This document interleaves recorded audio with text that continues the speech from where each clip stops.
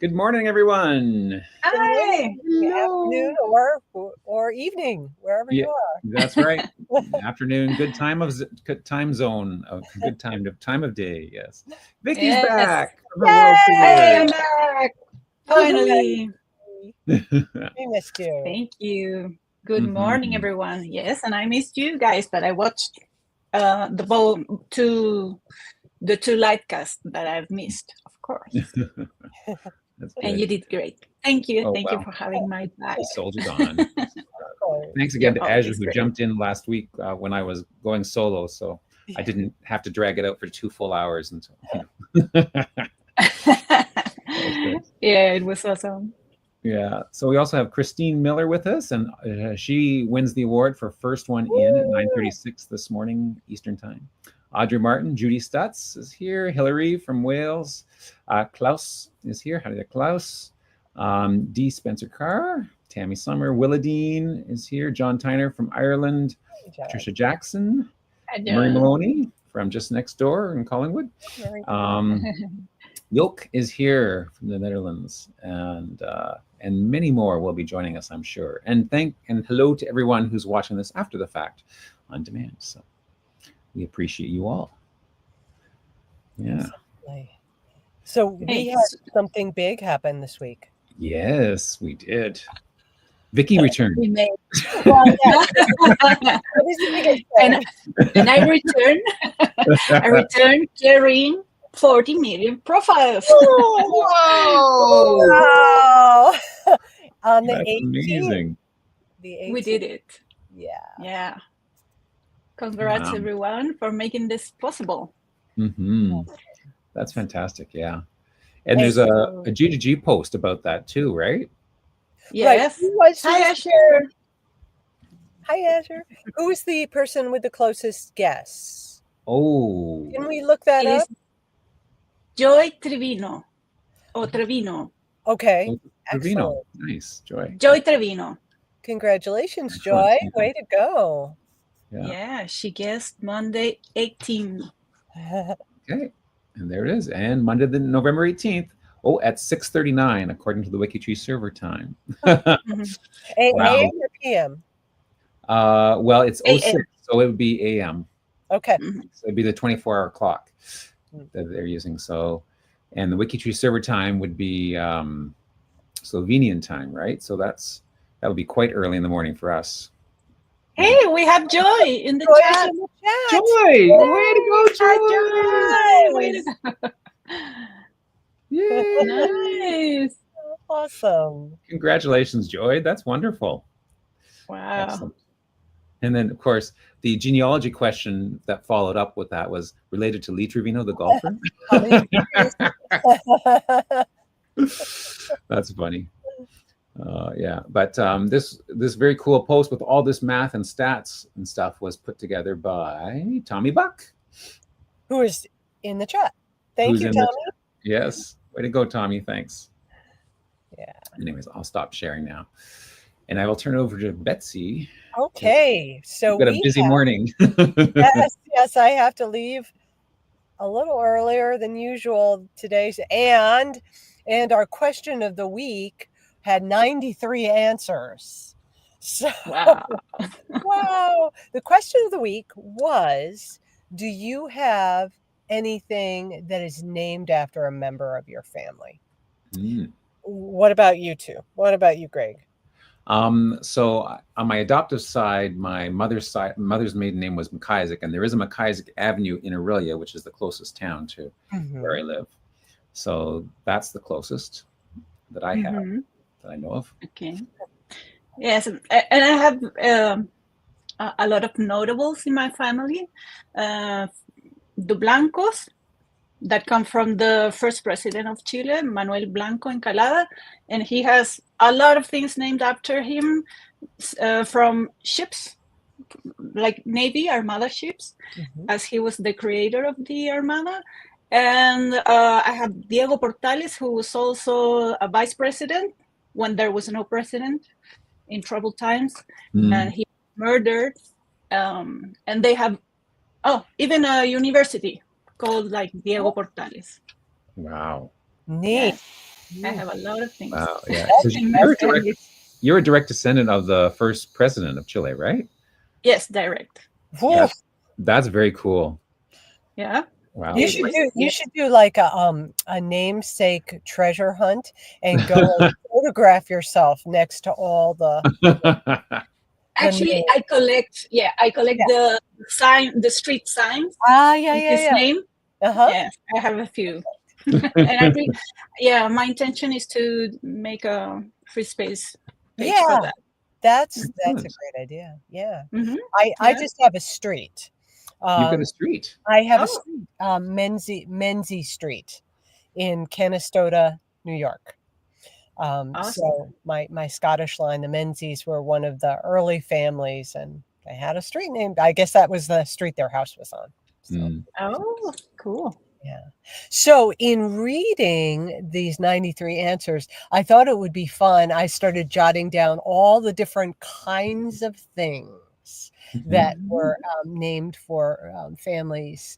And we have towns, streets, ships, building, islands, railway yard, parks, bridges, schools, lakes, scholarships, theories and effects, Ooh. pubs, mills, trains, hospitals, scientific laboratories, birds, plants, awards, caves, canyons, glaciers, and inventions.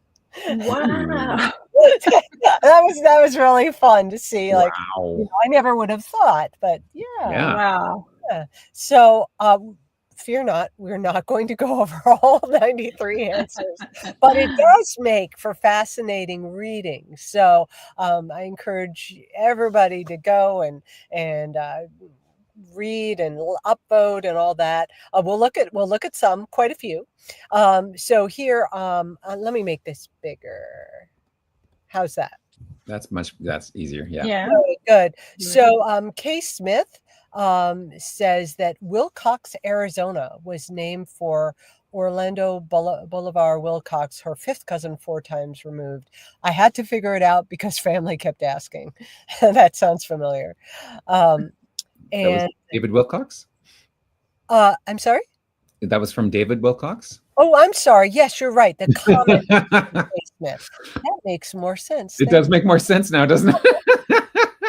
David, apologies. Yes. David's fifth cousin 4 times removed. Then next, this is from Oliver Stegan. He writes, 2 family members come to mind. The heroine of Lüneburg, my third cousin 6 times removed, Johanna Stegan, has a street named after her in our native Lüneburg, of course. There's also a monument with her portrait engraved on it. That's beautiful. Oh, nice. Yeah. And then the second is Wilhelm Bossau, his stepfather's oldest paternal uncle. He was the director of the Diaconic Center in Lüleheim. After his passing, they named a senior residence building after him. And I had to look up what Diaconic was. Yeah, and it's just a movement towards helping people reach their fullest potential. It's Christian centered, and also seeks to affect systemic change to help towards that goal. I thought that was I had no idea about that. No. Yeah. No. It's So nothing like diatonic. No. And then let me. Yeah. Oh yes, this is from M. Ross. Canadians represent. Yes. In 1992, the Trans-Canada Trail was established as part of the Canada 125 celebrations, and so they. The trail organizers asked for people to support creating and maintaining the trail, and M's family, 17 of them, sponsored the funding for 1 kilometer, which is now named the Ross Kilometer. Very cool. Yes. And Lisa Gervais says a couple of streets in Toronto and the Niagara area are named Macklem after other Macklams who are related. Nice. She's just joined us in the chat now. Oh, good timing. Yes. And who is this? Sherry Ellington writes, first a city, Helmsville, North Carolina, now a suburb of Charlottesville, and Helms family members still live there. That was a common thread throughout all of the many of the messages, is that, you know, a place was named after the family, and there had been like continuous residency by the family over a long time. Next, there was a county, Person County in North Carolina and Nelson County in Virginia, named for some of her American Revolution ancestors. And I just I love this story about Thomas Person, who he was under house arrest at his pastor's home, and he slipped out after dinner, rode home to burn his incriminating documents, rode back in time for breakfast, and then testified he had eaten both meals with his prisoner, and it was concluded that Thomas had not left the premises. Thank you, Sherry. That might be it for this page. Let me see. Oh, one more. Who sent this? This is Judith Brooksbank. As I am probably descended from the grandparents of William Shakespeare on my father's side, I can't resist putting in a list of titles, quoting his words. But what really caught my eye was this second part. My 6 times in-law, Michael Faraday, had a few things named after him. Theories and effects, including Faraday Unit, Faraday Balance, Faraday Cage, and the Faraday Institute for Science and Religion. So, very, very interesting. Yeah. Now, moving to the next page, John Baxter told us that there's a Baxter Avenue in Elmhurst, Queens, New York, named after his great-grandfather, Alexander, who owned a truck farm there, providing fresh produce to the city of New York. And New York is, I mean, it's so massive. I mean, to have like, be a personal history link like that, that's very cool. Menden, Janet Demko says Mendenhall Glacier, Alaska, and Mendenhall Laboratory of Physics at Ohio State University are 2 of the things named after my 4th cousin 5 times removed, Thomas Corwin Mendenhall. And we have a mountain. Wendy Ferguson tells us Brundage Mountain. Wow. Yeah, in Idaho, named after her great-grandfather, who was the first person to herd sheep over the mountain. Very cool. Yeah, I think that deserves a mountain naming. For sure. And then Robert Simpson says that Benjamin Bauman Jr. bought land, he was the 18th century, bought land in Endicott Creek, New York, east of Buffalo. He bought a sawmill and grist mill, and the town which formed here was called Bowmansville. His father fought in the Revolutionary War as a company commander. Oh, wow. Now we have I think we have a Bowmansville in Ontario as well. Oh, really? Yeah. I wonder if there's a relationship. Could be. I mean, because New York is right across the right. lake. Exactly. Well, east of Buffalo. Yeah. Maybe. Yeah. Okay, moving on. The Lucas Cave. John Brownie writes, tells us about the Lucas Cave, one of the Jenolan caves west of Sydney, is named after one of the Lucas family, John Lucas, who was a politician who got the Jenolan, I hope I'm saying that right, the Jenolan Caves area declared a reserve in 1866. He was my 4th great uncle. Then we have Diane Klassen. Falkland George Edworth Warren is my 1st cousin 3 times removed. Oh, yeah. The town of Falkland, British Columbia, Canada, is named for him. I think the town was known as Salmon River, but because of Falkland's military history and being a resident of the town, it was named for him. We have a printing press, Nancy Cottrell. The Cottrell printing press was named after its inventor, Calvin Cottrell, who is my 5th cousin 5 times removed. He went into business with Nathan Babcock, and Nancy's working on she also has Babcock lines. Mhm. Let's see. Yes. Oh, this one. I dug into this one a little bit. Brad Cunningham says that Mount Rainier in Washington State was named for Admiral Peter Rainier, Royal Navy. It was named, his friend named it in his honor. So then that sort of begged the question for me, well, what is the relationship between Brad and Peter Rainier? So Brad is Peter's fourth great grandnephew. Wow. Yeah, I did the connection and it was all green. Wow.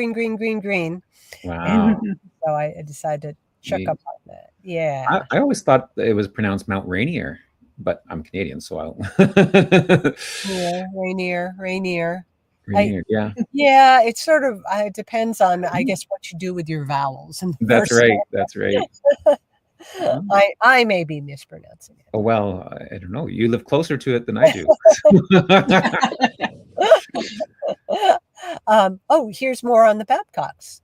The Babcock tester, a device to measure cream content, helped spur on the dairy industry in Wisconsin. Go Cheeseheads.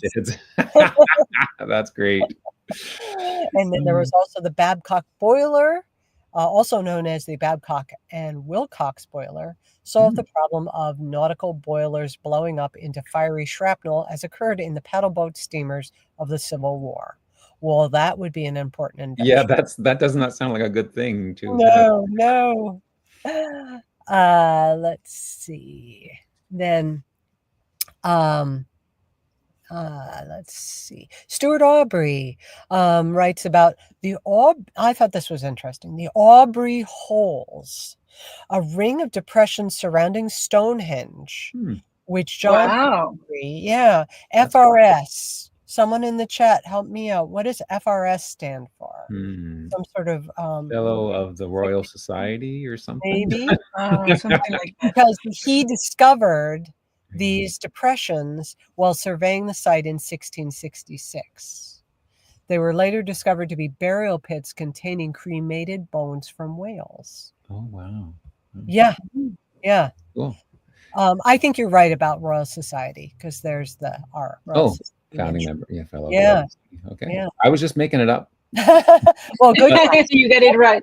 But apparently I made up the pronunciation wrong. You got it right for Rainier. Oh, did I? Okay. My third granduncle. And this is from Penny Palmer. George Washington Gale Ferris Jr. invented the Ferris wheel. And there is his profile, Ferris 2003. Now this is my third great grandfather invented and patented the Dow Law cottonseed planter. So we have, I love photos. Yeah. This advertisement for the cotton planter, and this was Jim Bass who shared that. Very cool. I hope I'm sure this is on your third great grandfather's profile. That's a really amazing piece of family history. Neat.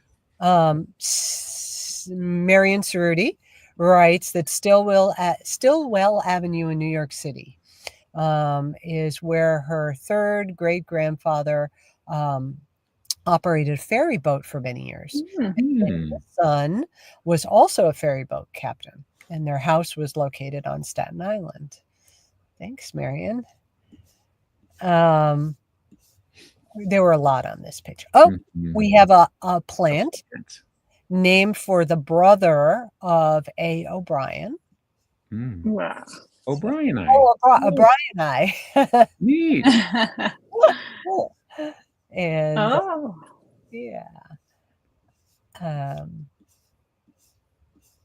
maybe that's it for this page. Here from Shonda Feather. Shonda had a couple. Her fourth cousin 5 times removed, William Lewis Herndon, was captain of the ship of gold that went down during a hurricane in 1857. And so they named 2 towns for him, 2 ships, and his brother officers erected the Herndon Monument in his honor at the U.S. Naval Academy in Annapolis. Every year, plebes grease the monument and attempt to climb it to exchange the plebes' hats with an officer hat. Oh, wow. And then her third cousin, 5 times removed, William Henry Herndon, was law partner of Abraham Lincoln. Oh, wow. So, so there's a Lincoln Herndon Law Office historical site in Springfield. Oh, wow. If I get down to Springfield, I will check that out. Yeah. And then finally, James Barn, my 5th great granduncle, was the founder of Barnesville in both Ohio and Maryland. Barnesville is in Belmont County, Ohio, and Montgomery County is in Maryland. Matt Lohmeyer. Over 90% of all the beer drunk around the world, pretty much all beer, that is a Pilsner or lager style cold brew beer, is fermented using Froberg type yeasts. And this type of yeast was named after his great-great-grandfather, Robert Froberg, who had a brewery in Grimma in Saxony, Germany. Of course. So, he says, I reckon most of us owe my great-great-grandfather a beer or 2. But he'll collect on his behalf.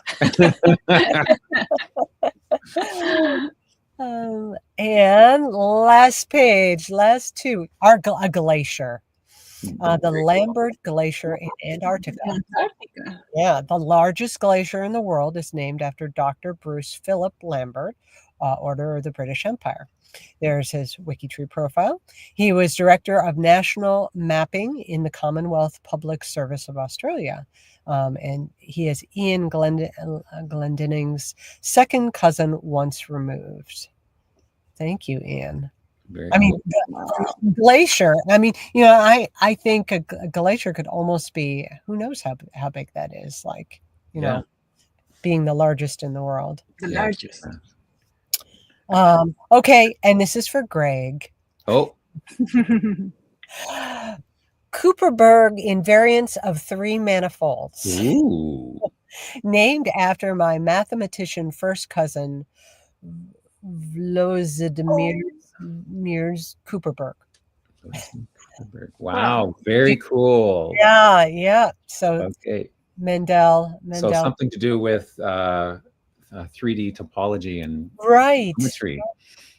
Very cool. Yeah. So I mean, we had to highlight that one. Yes, that's very cool. We'll have to look into that.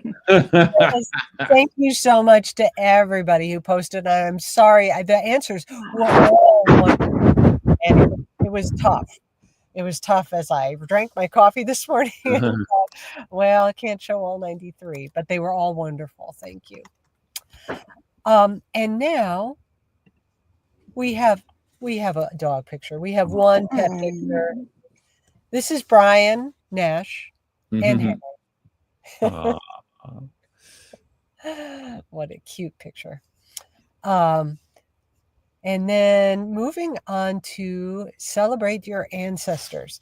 Now, I am not going to be able to cover everyone who put up an ancestor for today, but luckily we have one more Thursday in November, or one more Saturday. So we will do. We have another Thursday as well, but it's the Saturday that we won't care. You're right. We do. An important one too. Yes. To American. We'll celebrate the next Thursday coming. Yes. First, is Chris Wine in the chat? Yes. Yes. Fantastic. I thought I saw her sneak in. Yep. Chris writes, even though she's not my ancestor, I would celebrate the anniversary of her death because of all she did for her village tribe in Alaska. She eventually became a saint in the Christian Orthodox Church, patron saint for abused, especially those that have been sexually abused. Olinka Arsamkuk Evans Michael. I'm so sorry for my butchering of the pronunciation, but this is I read through the profile. Beautiful job. Here we have a picture. Wow. Yep. And so if you look at her father was Russian. Nikolai. So yeah, so she did have, and there's an explanation in the research notes about the names that were employed in her family, and how there were some tribal names and there were some Russian names. But it was a very well done biography. There were so many little personal bits, and I felt like I got to sit down and have a cup of tea with her. And maybe the stories came from, maybe a granddaughter or grandchild. But she was a midwife. When she had 13 children of her own, most born at home, 8 of whom survived to become adults. There were many times she had to deliver the baby by herself or with the help of her mother. And she also took care of the elderly in town that had no place to go, invited them to come live in their house.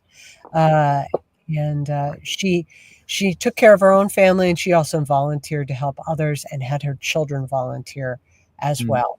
Although education was hard to come by when she was growing up, she made sure her children were well educated, and they went farther, some eventually going to college.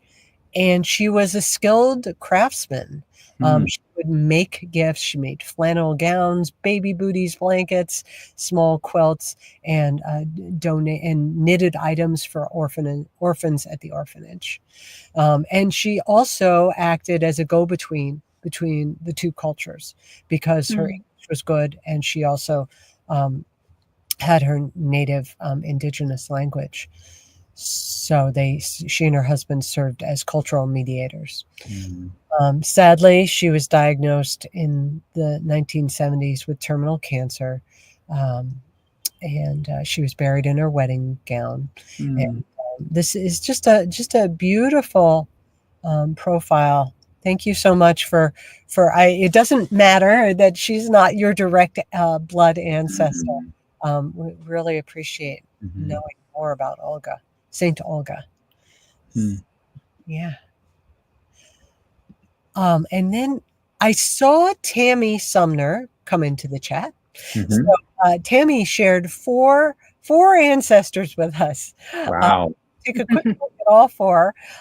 William Claude Barnett is her great grandfather, and his connection to November is a wedding, marriage in November. They had 2 children. He was a barber, and here is his profile. Tammy has nice photos for them all. There's his barber pole. Wow. And there's his photo. And then I think it's his wife, great grandfather. Yes. So Flo, whom William married, was born in November 12th, 1887. And she was a school teacher. And on her profiles, I have some pictures of her wearing some crazy hats. Oh, let's see. So, yes. That's a nice full hat. It is. But she wears it so well. Of course. Beautiful posture. So Yes. elegant. Also very attractive. Nice. And then Flo's daughter, let's see, one of their children was Annette, and she was born a week after her mother's birthday, November 19th, in Lincoln, Nebraska. Annette was a homemaker and lived her married life in Glendora, California, with her husband and 4 children. Happy birthday to Annette. Nice. Yep. There we go. Oh, very nice, sharp picture. Yeah. And there's. Oh. Yeah. And then finally, we have Tammy's grandmother, Mary Ella Brunner, born in November, birthday coming up, 1926 in Washington, D.C. She married her husband, only 1 month after they met. In fact, their first date was to his mother's funeral. Mary and John were married until he died January 6, 1982. We used to have Thanksgiving a lot at her house. There were some years where Thanksgiving would fall on her birthday. Oh, that's fun. And then we have her profile here. Mary Ellen. Let's see if we can see. Oh, that's a really nice photo of them. So thank you, Tammy. Thank you. You have a lot to celebrate in November. That's great. And I have a friend who has his birthday today. I just want to say feliz cumpleaños, Yoyito. I'll show him the video after this. Yes. Happy birthday. Yeah. And our youngest son was actually born yesterday. I mean, his birthday was yesterday. He wasn't born yesterday. He was. Yeah, but we understood. Yes, it was the feast of Saint Cecilia, the patron saint of music. So. Oh, perfect! So happy feast day, Betsy, as a music teacher. Yes, happy birthday. And speaking of that, I must go and teach some music. Teach some music. There you go. Saint Cecilia will go with you. There's Tammy. All right. Happy Saturday, everyone. Happy Saturday. Bye. Bye, Betsy. Well, you ready to take it away, Vicki? Yeah, would you like to see the member of the week? We would. Let's see. Sharing my screen. Oh, look at that. John said his grandmother was also named after Saint Cecilia. Oh. Okay, I'm sharing all my screen. There we go. There we go. So, this week's member of the week is Kristen Anderson. Kristen is a member of the Appalachian Project. So, biscuits. Yeah, and she became a wiki genealogist in April 2019, although she first joined WikiTree in 2011. Wow. But she created a few profiles and then left it behind. And then one day she was Googling her ancestors and found her own WikiTree profiles. That's hilarious. Yeah. So she got interested again. And, she is also in the Cemeteries Project. And she has an interest of cemeteries, as many of us do. And she is, she wanted, she liked to clean headstones. I also was introduced to the joys of headstone cleaning. So one thing led to another, and she joined the Cemeteries Project. And she says, for new members, I recommend really exploring the different facets of WikiTree, that while it is a genealogy website, it is so much more. Yes, it is. Very true. Yeah, very true. And she has a funny nickname that could apply to, I know, to you, Greg, and me, and many of us. She's known as the Queen of Tabs. Oh, yes. Because she keeps over 100 of browser tabs open. Yes, we know how that is. Yeah, unfortunately. And she says, I do occasionally X. She closes one of them, but then she falls down a rabbit hole. Are you familiar with that? Oh, so rabbit holes. And ends up doubling the quantity of tabs. Yes, I know.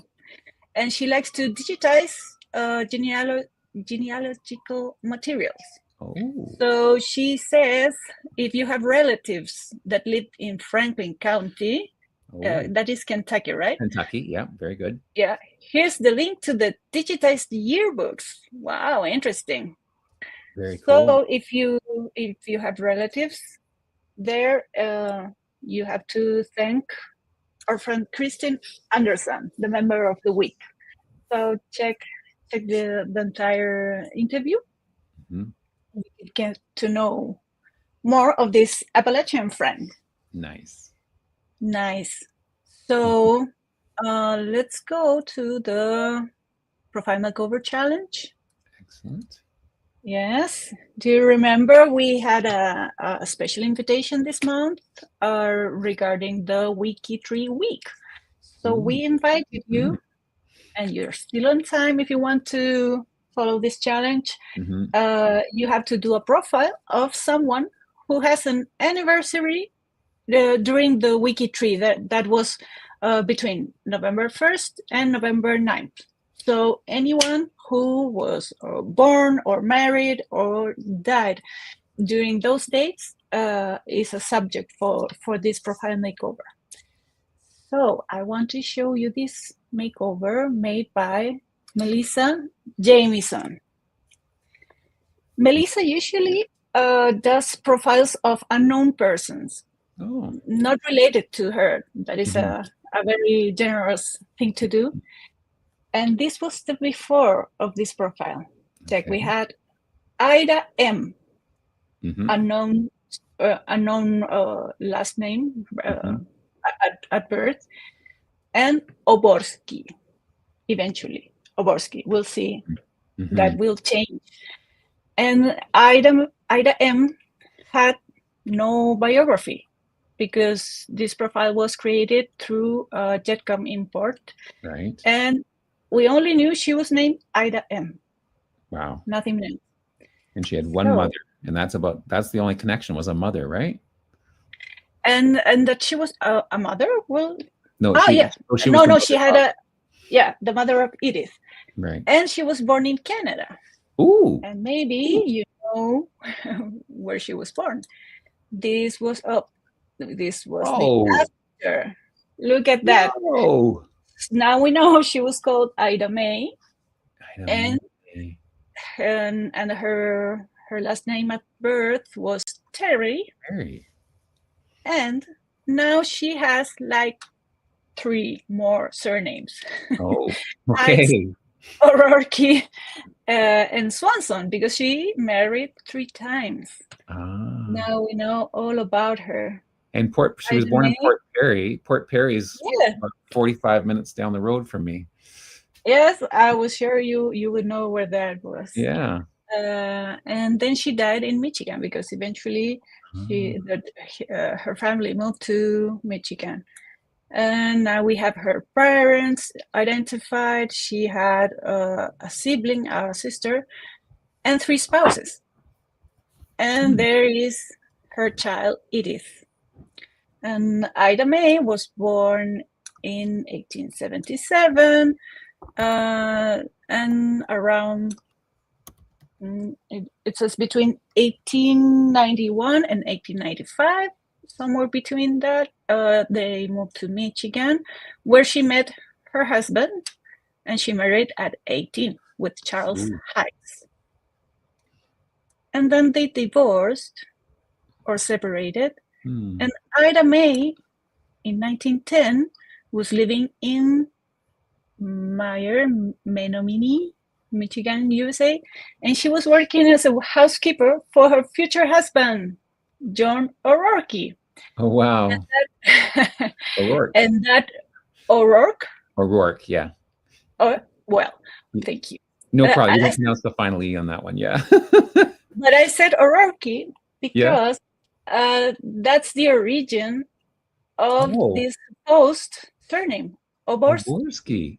Really? Yeah, so that is a mispronunciation or misspelling of O'Rourke. So she had everything wrong. Wow. No surname, that's the wrong surname. And well, she was, I don't know if this is just a theory. We have extensive research notes from Melissa, but she says she was registered as a housekeeper, probably because they were a couple at the time, but none of them was divorced yet. So maybe that was a way to make her seem respectable. They finally married 6 years after that, and but John was 20 years older than Ida. He got sick and died at 1937. I'm summarizing. And she married after that at 62 with her third husband, with Edward Swanson, who died somewhere. Oh no, she died. She died. Yeah. She died at 1955, finally, in Michigan. And we have these interesting research notes about the original name. So that was why she was created as Oborski. It was a mistranscription of Aurora. Wow. Wow. So this is a huge work by Melissa. Not only she did the makeover, but she researched a lot. And we have the photo of the gravestone. So awesome makeover for this week. That's incredible work. Yeah. Yes. So thank you, Melissa, again for a wonderful makeover. So I invite you, everyone. You can do the same. You don't have to research a lot. You don't have to be an artist to make this such a beautiful profile. But you can honor the memory of some of your ancestors too. And we do that all the time. We are always creating profiles, so it's easy for us. Yeah. So join the challenge. That's great. Yeah, that's a great one. Fantastic. Yeah. So we're going to talk about the profiles of the week now. Wow. And it was a very interesting week because, well, I mean, there's always a theme of the week. But what I really like about the profiles this week, the connection checkers game, and then the profiles of the week that follow that, is it's so diverse. It's a really eclectic group of profiles. It's not just all one group like all of the Mayflower descendants or, famous actors or whatever. It's a real mix of things. So it's cool. So the theme is mice. And the reason is because we're celebrating Mickey Mouse's birthday this week. Now, what actual day was his birthday, or is his birthday? Is it today? Do we have a birth certificate for him? Do we have a birth certificate? Yeah. The primary source. Apparently November 18th, according to Google. I just Googled it now. I should have Googled it earlier. Wow, fast. Yeah, but apparently November 18th was officially Mickey Mouse's birthday. Because that was when his character got a start on film. So there you have it. Nice. So it's all about Mickey Mouse and mice. So I thought we would start our profiles of the week with a poetry reading from one of my favorite poems that I actually had to memorize when I was in elementary school. And I'm not alone, because there have been blogs on the internet about other people who have done this as well. So this is a poem by Rose Fileman. Mice. I think mice are rather nice. Their tails are long, their faces small. They haven't any chins at all. Their ears are pink, their teeth are white. They run about the house at night. They nibble things they shouldn't touch, and no one seems to like them much. But I think mice are nice. Isn't that a lovely poem? Yeah. So that is by Rose Fileman, and there's a little bio of Rose. She's an English author, best known for her children's poetry, and her work often featured fairies and the natural world. So this is one she wrote about mice. Very cool. So I looked her up on. She does not have a WikiTree profile, so that is a crime. We have to fix that, I think. She does have a Wikipedia page, so she would qualify as being a notable on WikiTree. And the Wikipedia page gives her birth and death date. She was actually born in Nottingham on the 6th of March, 1877. And it gives the names of her parents, John Fileman, and his wife, Emilie Loewenstein, of Russian extraction. So, I mean, going further back than her parents might be difficult going into Russian records, but at least we should be able to find her birth and death records. So we should be able to create a profile for her. So, that's a challenge I'm throwing out there, people who are watching and WikiTreeers who are either in the chat or watching after the fact. It's amazing how many times we throw suggestion like that, and WikiTreeers take us up on it, because I've often gotten an email later saying, "I mentioned this in the livecast, and did you know that?" And then they correct me, or they do something like that. Yes, you did hear a request for a notable profile to be created, Judy. You did. You heard the challenge. Thank you. Thank you. Here, let me put the link right in the post there for you to start the train going choo-choo. But with the other thing, of course, falling down, can you follow down mouse holes like rabbit holes? Oh, sure. She wrote a poem about Winnipeg, Canada. Oh. Because as a poet, at one point, she was invited to go to Winnipeg as a guest speaker for a couple women's clubs. And Winnipeg had one of its parks, or what is it? It's actually in front of the Parliament building. There's a statue of Queen Victoria. Mm-hmm. There you go. Queen Victoria sitting in front of the Winnipeg buildings. And other thing that you need to know about Winnipeg is it's in Manitoba, which is one of our prairie provinces, which is very flat, which means we get lots of snow, and the snow stays and piles up and up. And Winnipeg is, the joke is, it's one of the, well, I don't know if it's a joke, but it's known as being one of the coldest cities in Canada during winter. And the poem that she wrote is about Winnipeg at Christmas, and maybe during Christmas I'll do a full reading, but it just starts off, in Winnipeg at Christmas, there's lots and lots of snow, very clean and crisp and hard and glittering like a Christmas card everywhere you go. Snow upon the housetops, snow along the street, and Queen Victoria in her chair has snow upon her snowy hair and snow upon her feet.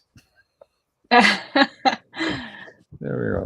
Christmas. Wow, that's cool that you showed us the picture before so we can understand that. Yeah, you understand. There we go. So this is another cool site here that I found. So another rabbit hole. Anyone who's doing Canadian genealogy, oh, wait a second. I can't zoom in on the, whoops.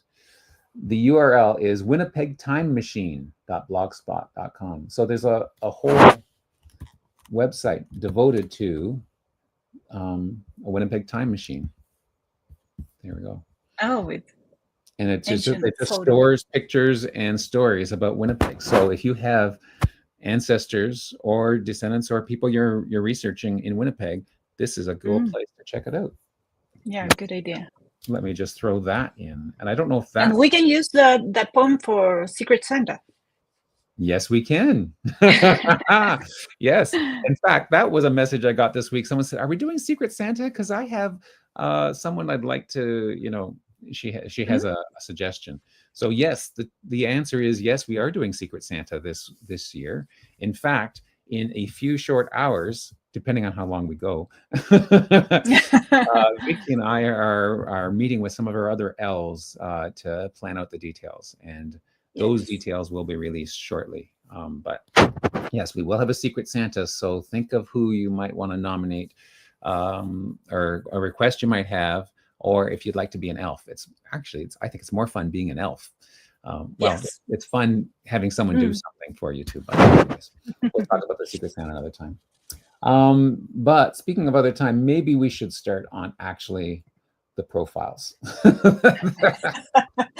That was a rabbit hole. That was a bit of a detour, but it started with a nice poem about mice. And anyways, Walter Elias Disney from Elias, yeah. That's an unusual middle name, isn't it? I mean, you don't hear that very much anymore. No. More old-timey name, but his father's name was Elias. So Elias Charles Disney and Flora Call were his parents. He was born 5th of December 1901 in Chicago, passed away at the age of 65, which is pretty young, I think, still. The 15th of December 1966 in Burbank, Los Angeles, California. Of course, he's part of the classic Disney cast member, the Classic Disney Project. Excuse me here. So that's cool that we have a Disney project. Did you know we had a Disney project? I had no idea. Yes. So apparently there's a whole project all about Disney to document the films and the voice cast members of each of the classic animated films. So very cool. And you can check that out later to see who's in there. So he was a Irish Canadian. His father was Irish Canadian. So there's actually in the research notes, there's a possibility he was actually born in Ontario, that Walt Disney himself was born in Ontario, which would make him Canadian. And the Canadian census shows that he actually had many relations in Huronia. So Huronia is a region in Ontario that's basically from close to where around Lake Huron, basically any of the land that borders Lake Huron, one of the Great Lakes. And he met with Sir William Stevenson, who was the agent. It was a secret agent and stuff. So there's interesting stuff there. Anyways, he got married in 1925. Cultural icon, of course, everyone's familiar with Disney, I suspect. You've heard of Walt Disney down in Chile, I suspect. Yes, and he was in Chile. He was in Chile? Really? Yes.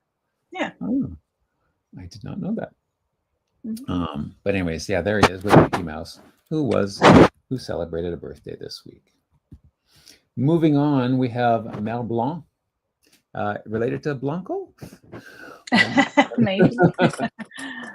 Melvin Jerome Blanc, son of Frederick Harvey Blanc and Eva Katz. I think we've talked about him before because he's a voice actor, of course, radio personality, known as the voice of the rascally rabbit Bugs Bunny, of course, as well as Daffy Duck, Porky Pig, Tweety Bird, man of 1,000 voices. He voiced so many of those cartoons. But he also voiced Speedy Gonzales, who was a little mouse who ran around. So that's how he gets into this category here. So his last name was Blank, but then a teacher made fun of him and said you'd never get anywhere with a name like Blank, and so that's why he changed it to Blanco eventually. Or Blanc, not Blanco.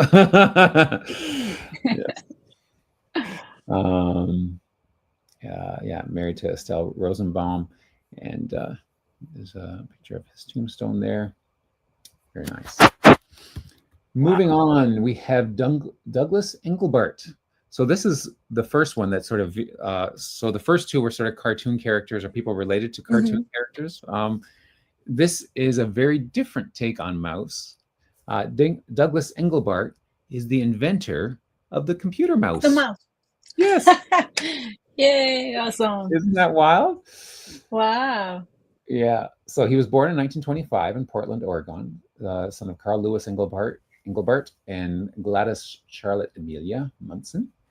Grew up outside of town in Johnson Creek, went to high school in Portland and then Oregon State University, graduated with a bachelor's degree in electrical engineering. Married in 1951, became a notable pioneer of the information age through his Augmenting Human Intellect Research Center at Stanford in Menlo Park. Lots of great things came out of Stanford those times, but he was best known for inventing the computer mouse. And then in 1968, presenting what would later become known as the mother of all demos, where he's credited with laying the foundations of modern computing, from personal interactive computing to hypermedia, the idea of clicking on a link on one page, taking you to another page. That was someone had to come up with that concept, and teleconferencing, networking, knowledge, teamwork, human-computer interaction, and more. So we have lots to credit to him. But along with that, he did love the outdoors. So I guess he needed to get away from his computer and those mice at some point. Yes. And folk dancing. And folk dancing with his wife. How cool. He had 4 children and 9 grandchildren. Passed away in 2013. Definitely a notable. There we go. Very cool. And Murray Maloney, who's in the chat, knew Doug personally, so that's very cool. Ooh. Yes. He knows a lot of people who are in the early ages of the internet, and so it's very cool.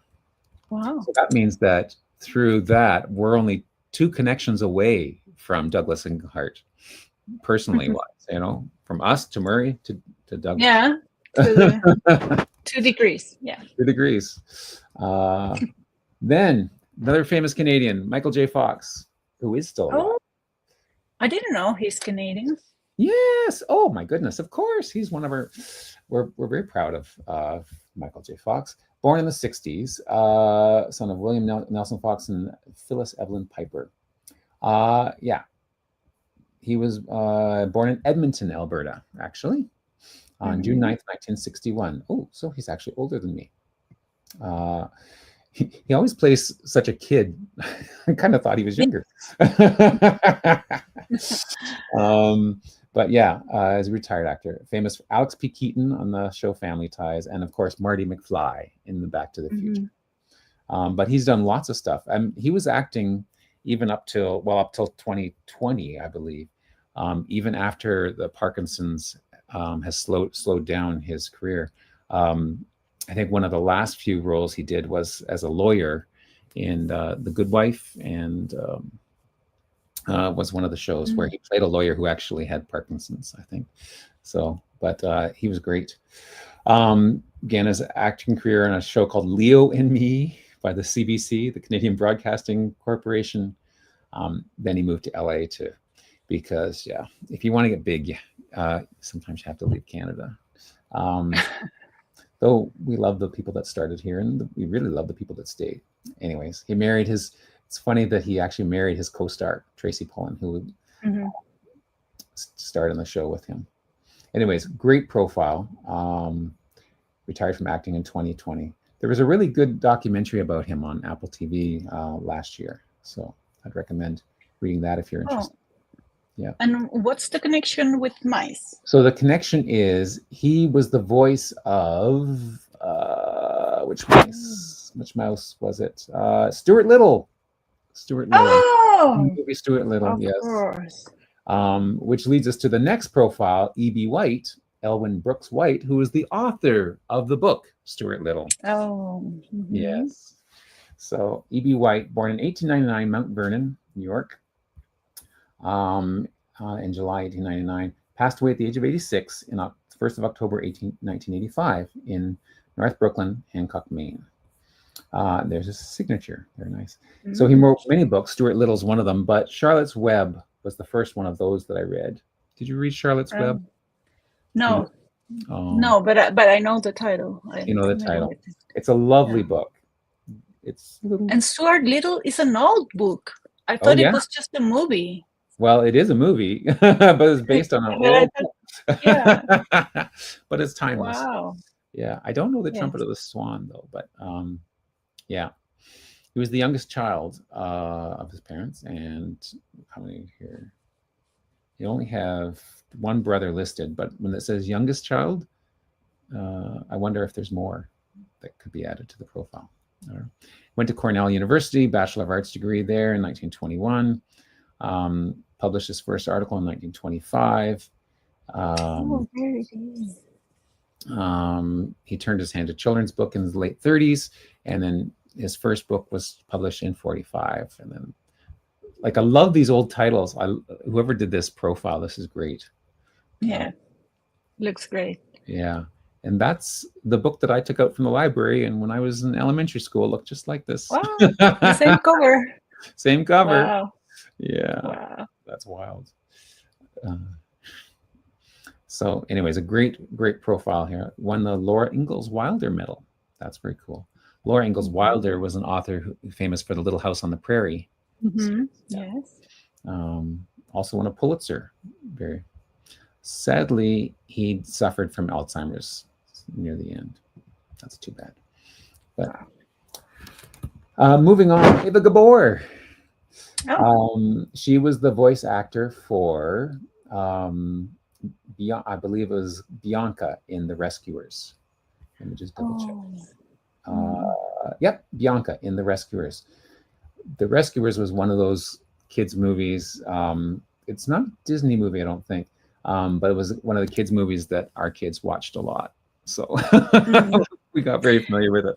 I don't know if you're familiar with that cartoon movie. Yeah, but it's like from the 70s. Oh yeah, Yeah, mm-hmm. Yeah, so it came out on videotape when our kids were young. Mm-hmm.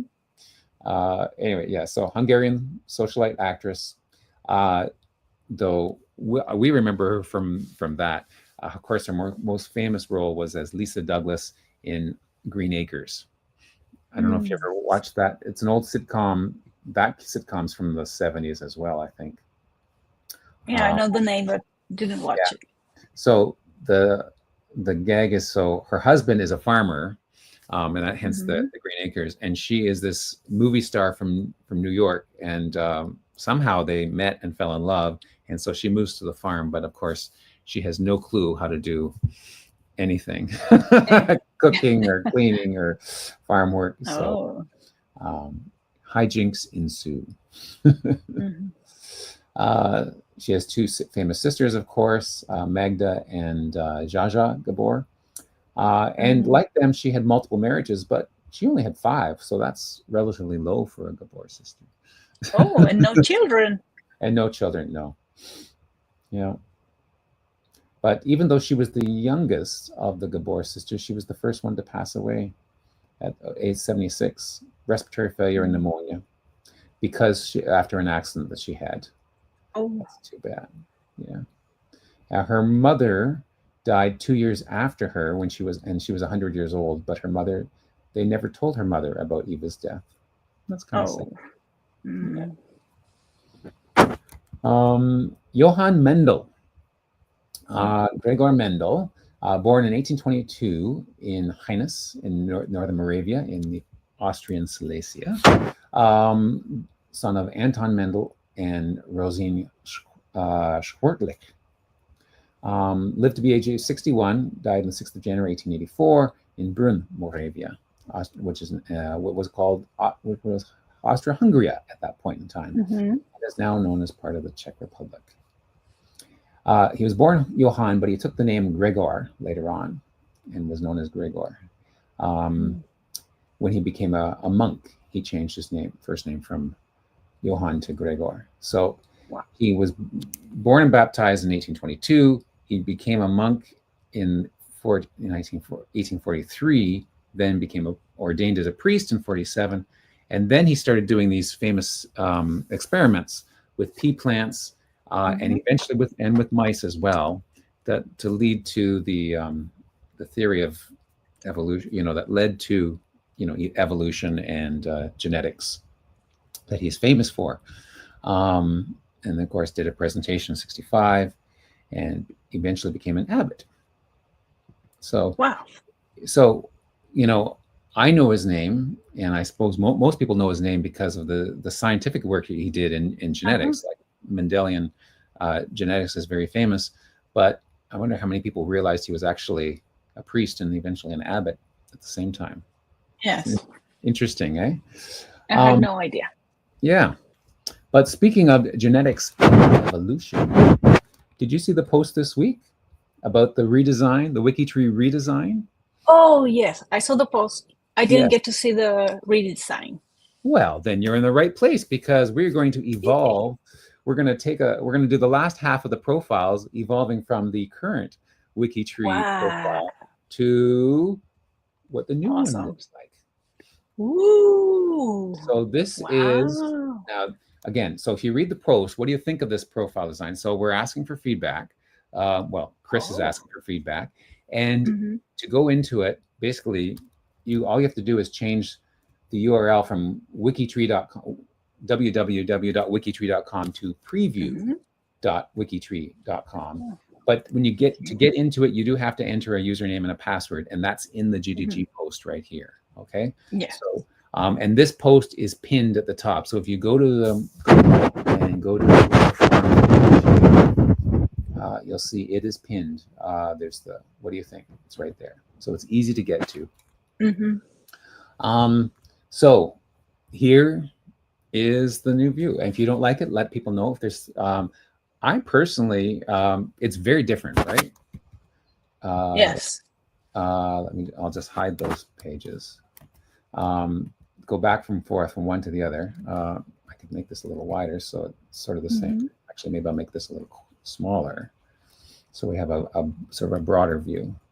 Mm-hmm. So one of the things you'll notice first off is that every time you open a profile, it automatically shows the ancestry tree, which for a genealogy site makes a lot of sense and is kind of cool.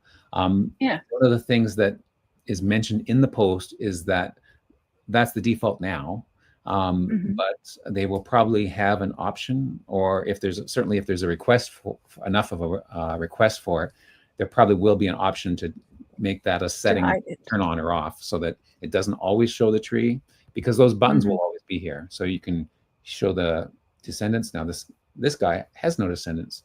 For someone who studied genetics, it's funny he has no descendants, but then knowing he was a priest makes more sense that he has no descendants. Yes. Though not necessarily if we look back in time for some. So you can turn that on and off fairly easy. My first impression of it is I quite like it. It's very different. So it does take a while to visually get used to the new paradigm sort of thing, but it is certainly very clean.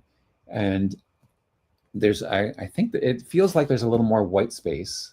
Did you turn off the extensions, the WikiTree extensions and I did. That was one of the things that you have to do, is to turn off the extensions, because the extensions, what they do is they look for pieces of the web page and then they reorganize it, which will not work with this, or will do weird things with this. So if you're going to go into preview mode, you do have to turn off the extensions.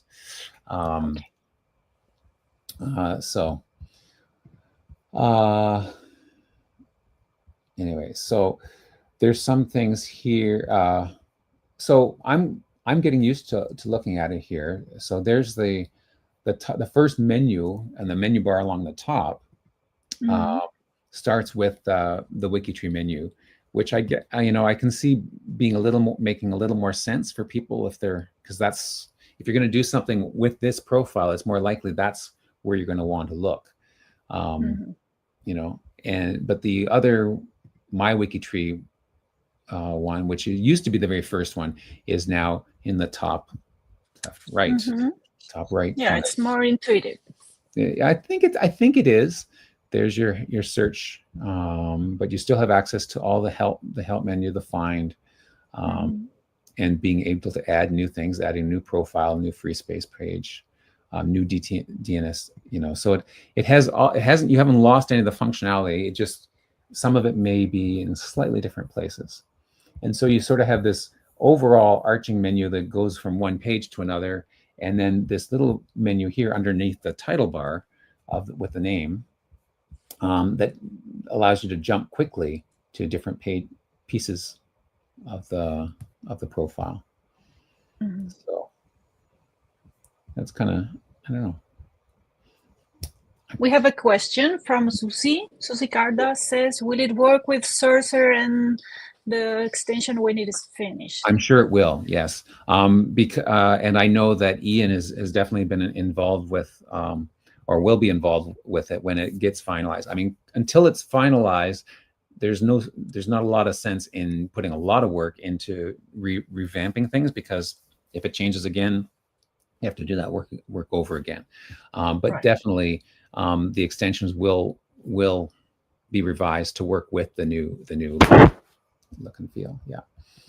And so I think I saw Amanda mentioning about the order in which things are listed here, and that's certainly I believe that's a setting currently in the extension, and certainly that would be a setting that could be changed here, or that should be a comment that you put in the GGG post saying that you prefer that the things be listed in birth, marriage, death order, if that's what your preference is.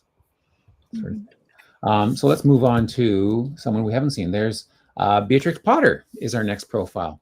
So one of the differences is that if you have the wallpaper, the background, it highlights around the top, but it doesn't flood the whole page. So there's something nice about flooding the whole page, but then sometimes that can get really distracting depending on the profile. Yeah, so you have to be very careful about the size or format of the picture, so you don't see a mosaic looking weird.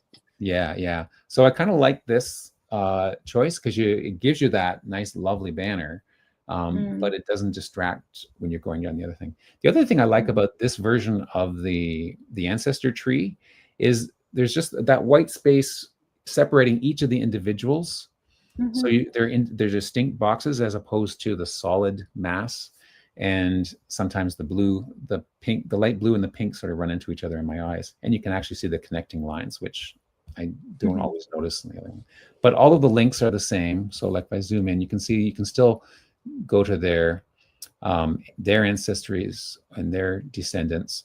I'm not quite sure what this means. Oh, the tree continues. Okay. Oh. So if I click on that, it'll continue from there. It'll make someone else, it'll make John, that person, the profile. I don't want that. I want to go back. So Beatrix Potter, okay, born English author, illustrator, scientist conversation, best known for the Tales of the Rabbit. We actually had all her little books. Her books are, I should have brought them with me because they're just downstairs in our little library.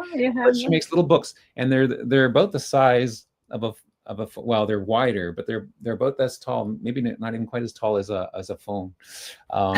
Cute little books. But Tales of Peter Rabbit are one of them, and one of them is the Tale of Two Mice, and so that's how she gets joined into this group.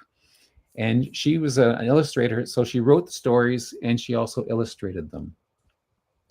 She grew up and she spent a lot of her holiday time in the Lake District. She was a solitary person, and that's why she wrote stories for herself. And then eventually, she was engaged to be married in 1906. This is, and tragically, before the wedding took place, her fiance died of pernicious anemia.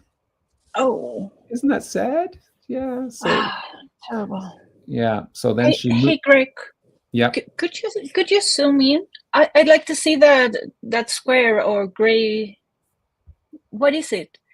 Is it the text that you would put, I don't know, below the image? Why does it look gray?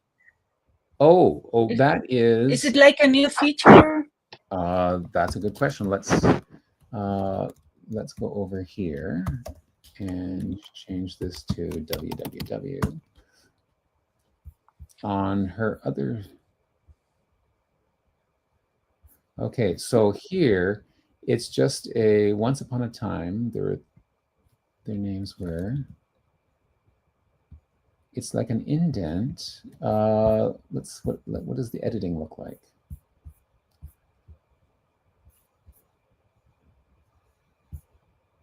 Oh, it's a block quote.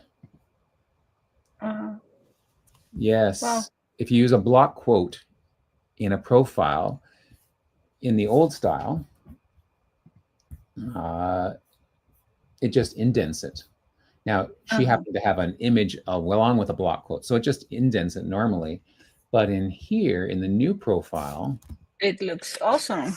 It's highlighted. It's got, so it really is. It looks more like what you would see in the middle of a magazine or something, right? Mm-hmm. Or a blog post, I guess, if they use that. Yeah, I really like that. It really stands out. And it puts the quotes? Is it the quotes behind the rabbit? Yes, those are quotes behind his ear. So that should have been a clue that it was a block quote. Yes. Wow. Now it's interesting. There's only there's an open quote here, but there's no close quote at the bottom. But maybe that's a choice. But it looks nice. I think it looks nice. Yeah, very cool. She was devastated, and she moved to a farm, and she stayed there for the rest of her life. But she did get remarried, or well, I guess she wasn't married in the first place. She did get married later on. Wow. But she wrote 23 books, including Of Two Mice. Then we have John Steinbeck Jr., who is also an author, famous for Of Mice and Men. The Grapes of Wrath is, I think The Grapes of Wrath was his first novel. And there we have the traditional cover for it there with the cover art. Look how clean this is up here, it's easy to grab the ID, the link, the URL, or a citation. Interesting. Yes. Yeah. And I like the font. Yes, nice and clear. Yeah. Yeah. There's your notable connections. Because it doesn't, the extension isn't active yet. I'm guessing this would be where the your relationship would show if we had it. Oh. But anyways, we'll hide the tree, and there he is. Okay, I think I'm just going to go quickly through. Then the next one, Russell Taylor. Russell is actually a woman. And she was born in Cambridge, Massachusetts in 1944, died at the age of 75 in 2019. And she also, she's known as Russie, is the voice of Minnie Mouse. Oh. Isn't that cute? Wow. Yes. I never wanted to be famous, she once said. The characters I do are famous, and that's fine for me. So, and that should be a block quote. Dare we? I'm going to edit it. Oh, I can't. Oh no! I wanted to see the demo. I wanted to make that a block quote. So, oh well. Okay. Anyways, but you know, it was cute. Yeah. She was married to Wayne Allwine, who was the voice of Mickey Mouse from 1970. So Mickey Mouse and Minnie Mouse were husband and wife. Oh, they were married. Oh, that's sweet. And look at, there's a picture of the two of them. Oh, look at so that. Romantic. Very cute. Okay, second last one. Peter Ilyich Tchaikovsky. Oh, that's my closest. He's your closest. Wow. So yes. Do you have some Russian blood? No. I'm related through marriage with a Russian princess. You know, I told before, I'm a direct descendant of the first president of Chile. Right. He had a son, and that son, well, he was friends with Bonaparte the third, I guess. Well, the Emperor Bonaparte. Yeah. And his son, Manuel's son, got married in Bonaparte's palace in France, and he met this Russian princess and got married. So that's why I'm so close to this Russian. Very, very cool. Very through cool. marriage. Yeah. So we only have his Tchaikovsky's parents here. So that does lead me to believe that Russian genealogy is rather difficult. So that's unfortunate. We can't go any further back. But I mean, he was born in where is it? In the where's his birth? There it is, 1840. In Bushnik. I looked up the name before. Let me just do the translate thing. Yes, Butkinsk, which is in the Russian Empire. So this phrase right here means Russian Empire, because remember, P in Cyrillic is actually an R. So there's the R for Russian, and then there we go. And actually, the little map icon is very helpful, because if you clicked on that, it opens up and it shows you exactly the city right there, Butkinsk, right there. Oh, great. So isn't that cool? Because I can see a thing. I can see it on the screen, but I believe what you're saying, of course.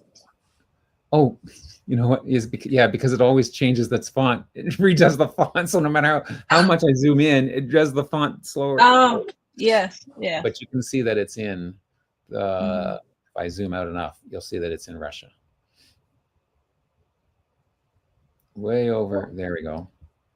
There, that's where he was born, in Butkinsk, and he died in St. Petersburg. Or if you look at those letters there, I don't know if you can see that. The letters. Let me go back to the profile.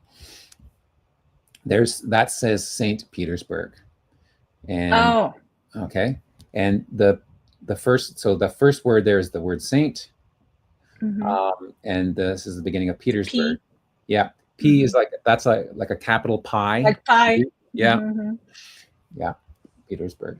So born in 1893. He was only 53 when he died, but that's very sad. Anyways, great Russian composer, first Russian composer whose music actually made an impression internationally. He was a gust conductor in Europe and the United States. I love his music. He's great. Anyways, one of his tunes was one of his most famous ones is the Nutcracker Suite, and one of the characters in the Nutcracker Suite that is based on is a mouse. A mouse. Okay. What is it? A mouse? The Mouse King, who's a villain. And then the last profile is Angus Young. And Angus Young was born in 1919 in Northumberland, passed away in Los Angeles, but had some Canadian content because he grew up in West Vancouver, BC, and served in our Royal Navy. He was a comedian, actor, voice actor, and he played the great mouse detective in that cartoon, maybe. Okay. So there you go. Wow. There are our profiles of the week after a bit of a detour. So here, many Canadians today. Yes, we had lots of great content. Yes. So now you talked about the makeover profile challenge, and I just wanted to give an update that the mystery box challenge. I have redone the way the database works. So the mystery box challenge now, I believe, is much more solid. Yes. And I've reset a lot of the stats. In doing so, a number of people had chosen the same box number because things were getting messed up. So some of you should have credit for all of the boxes you've done. And if you haven't, please email me. Everyone who emailed me before, I tried to go through those, but I think I've missed a few. So if you haven't got credit for one of the mystery boxes you've solved before, let me know and I'll fix that for you. And if you did do it before, I'm just showing you how you just click on, you choose your parameters. I'll just choose Canada there, or you could put in a specific place. Lots of people are using that option to put in specific places, right? Yeah. And look at this. I get to choose from anywhere from 447 up to 540 now. Wow.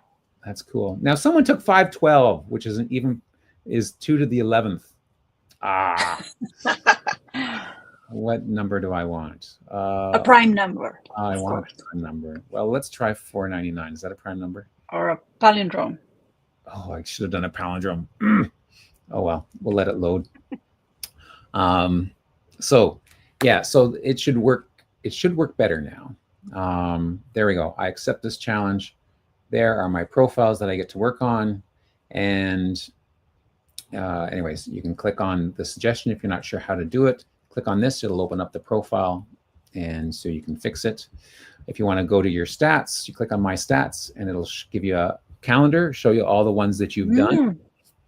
And if you go to Challenge Stats, I've tweaked this a little bit because so the overall, it starts with the overall stats. So there are 12 active boxes today, including number 499, which is the one I just chose. 15 have been solved within the last 24 hours. And one of the things I added is if you click on a box, it actually gives you the details of the box, of the level and when it was started and when it was ended. So you can see 23rd, that's today. It was just ended. So this is someone from down under. The time zone is missing. I'll have to add that time zone back in. But anyways, there you go. I added a new tab for available. So if you're in the middle of it and you might wondering, well, for people who are new and are choosing boxes, what number do they get to choose from? So this is the screen we just saw, but 499 will now be missing. So, so I think I just added that because I was always wondering, I wonder what the available numbers are out there, right? So, and then of course in the active and the mystery solved, and if you go by date solved, it sort of gives you that list, and you can see, yeah. So people are working away at it. There was a bit of a drop off as there was database issues and I had to reset things. So I'm hoping people come back to the challenge and do your mystery box a day. You do your Wordle in the morning, you do your mystery box in the afternoon. You have an apple. Have an apple. There we go. So there's lots happening coming up this week, of course. There's a sourcing sprint going on. Betsy has a new member Q&A Zoom, so you can click on the Zoom link right there. Oh, tomorrow. Tomorrow, yeah, she does them on Sundays. And then, of course, there's a question of the week. There'll be the ancestors. There's 2 Zooms scheduled on the 26th for a Link Builders Challenge. And then there'll be the regular Data Doctors Challenge and Connectors Channel Challenge and so on. And the regular things that are ongoing. I put a link to the social media page so I wouldn't lose it, because it took me forever. I don't know why it took me so long to just add the link to my bookmarks, but you know. And thank you to Lisa for doing this. And you can see there we are. There's another link to this, the new members Q&A. Highly recommend. Question of the week hasn't come out yet. The one name study will be Privatera. The one place study on Wednesday will be Alstead, New Hampshire. Then Native Americans will be the project featured on Thursday. We'll have a Hall of Fame member, meet our members, and then we're back to the roundup next Saturday. Yay. So thank you all very much. And, yeah, and we have this news. If you haven't watched the symposium presentations, you can still watch them until 4th of December. Thank you, Azure, for because then they will expire and you won't be able to see them. There's some really good ones. Yeah, there's a couple that I haven't watched yet, so I need to catch up on those. Yeah, me too. It was really good. Yes. So yeah, because we only have the symposium ones are only for 30 days. The WikiTree week ones go forever, those ones. But the ones by our special guest speakers during the symposium itself were only for 30 days. So thank you for that reminder. And I think that's about it. Have I forgotten anything, Vicki? No, I guess no. Okay. No, we haven't forgotten anything. Okay then. So have a great weekend, you all. Thank you, Greg, for all your work on the mystery box. Oh, no problem. Well, it was your idea, and I'm happy with how it's turning out. So anyways, thank you for coming back to us after your holiday. Yeah. Have a great week, everyone. It's great to be back. Great to have you. Bye. Yeah, bye. See you soon.